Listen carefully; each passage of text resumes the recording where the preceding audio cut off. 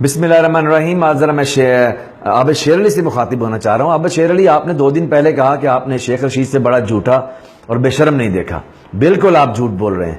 بالکل آپ جھوٹ بول رہے ہیں. آپ نے شیخ رشید کو بیچارہ اس کو ایک سائڈ پہ کر دیں. آپ نے اتنا بڑا جھوٹا، اتنا بڑا بے شرم آدمی دیکھ رکھا ہے کہ آپ اس کا نام نہیں لے رہے. میں بھی نام اس کا نہیں لوں گا، میں تھوڑی سی باتیں بتاتا ہوں، خود ہی دیکھنے والے سمجھ جائیں گے کہ یہ کتنا بڑا جھوٹا اور بے شرم ہے.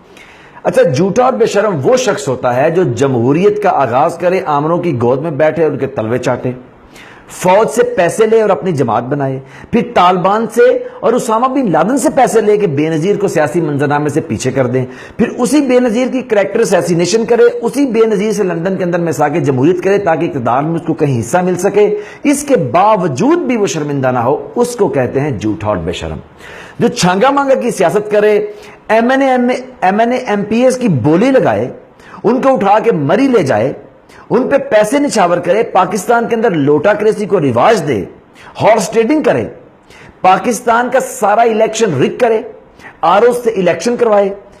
700 کی ووٹر لسٹ میں سے 7000 ووٹ لے کے وزیر اعظم بن جائے، اس کے باوجود بھی شرمندہ نہ ہو، اس کو کہتے ہیں جھوٹا اور بے شرم آدمی.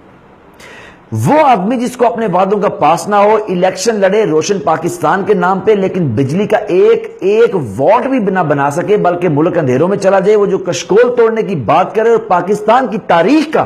سب سے بڑا قرضہ لے لے، پاکستان کی معیشت کو ڈبو دے، سب سے زیادہ ٹریڈ ڈیفیسٹ پیدا کر دے، 4 ارب ڈالر انڈیا بھیج دے، اس کے باوجود بھی کہے کہ روشن پاکستان میں بناؤں گا، ایسے شخص کو کہتے ہیں جھوٹا اور بے شرم آدمی.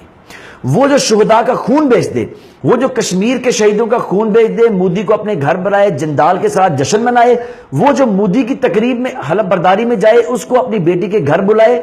وہ جو کشمیری حریت رہنماؤں سے تو ملے نہ لیکن جندال کے گھر بیٹھ کے چائے پیے اور اپنا اربوں خربوں کا بزنس بنائے، وہ جو ریمنڈ ڈیوس کو باعزت جہاز پہ بٹھا کے آ جائے، وہ جو ایمل کانسی اور یوسف رمزی کو بیچ کے ڈالر لے لے، وہ جو عافیہ صدیقی کی بات نہ کرے اور کلبھوشن جادو کو انصاف دلوانے کے لیے انٹرنیشنل کورٹ آف جسٹس میں چلا جائے، اس کے باوجود بھی پاکستان کو محب کہلانے کے لیے ضد کرے، ایسے شخص کو کہتے ہیں جھوٹا اور بے شرم. وہ جو پارلیمنٹ میں کھڑا ہو کے جھوٹ بولے، نیشنل ٹیلی ویژن کے اوپر کھڑا ہو کے قوم سے جھوٹ بولے،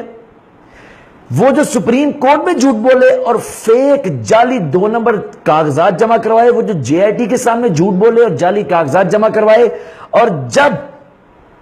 کیلبری فونٹ سے لے کے اس کی ایک چیز پاکستان کے لوگوں کے سامنے آ جائے تو تم جیسے جھوٹے اور بے شرموں سے کہے کہ اداروں کے اوپر چڑھ دوڑے اور کسی بات کو نہ مانے، اس کے باوجود بھی استعفیٰ نہ دے اور وہاں کرسی کے اوپر جمع رہے، اس کی ضد کرے، ایسے شخص کو کہتے ہیں جھوٹا اور بے شرم آدمی. وہ جو اداروں پہ حملہ کرے، جو سپریم کورٹ کی تختیاں اکھاڑ دے،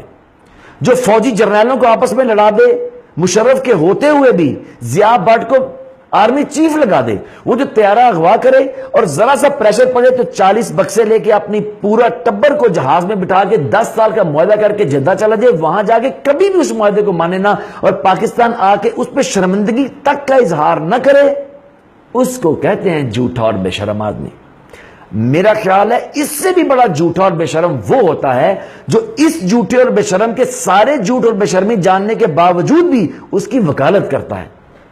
میرا خیال ہے اب آپ کو پتہ چل گیا ہوگا کہ اصل میں انتہائی جھوٹا اور بے شرم کسے کہتے ہیں.